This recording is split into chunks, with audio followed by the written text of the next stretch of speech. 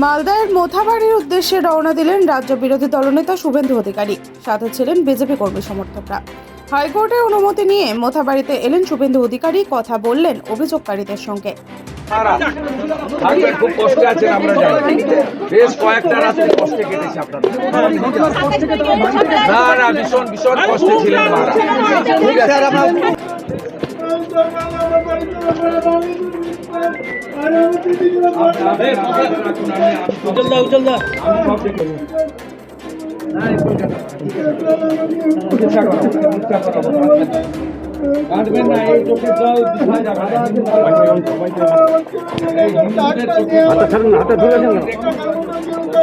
মুখ্যমন্ত্রী দেখুন আপনার বাংলায় হিন্দুরা কেমন, দেখুন মুখ্যমন্ত্রী আপনার বাংলায় হিন্দুরা কেমন।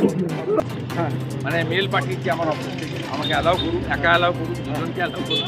অ্যালাউ করেনি, সব পরিস্থিতিতে হাইকোর্টে যেতে হয়েছে। ৮৬ জন ক্ষতিগ্রস্ত, আমাকে 4টে পয়েন্টে যাওয়ার অনুমতি দেওয়া হয়েছিল।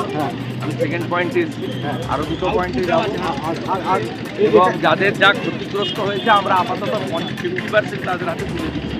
এটা কি পুরো পূর্ব পরিকল্পিত? শুধু একই নয়, একই রকম ভাবে পুলিশের তো অবহেলা আছে। এটা তো ফেসবুক লাইভ করে আগে ঘোষণা করে মারপিট করে। পুলিশ যদি আজকে ধরুন যে ব্যবস্থা রেখেছে আমার জন্য, বা সেদিন তারপরে যে ব্যবস্থা রেখেছে, ওই ব্যবস্থা থাকলে করতে পারতো।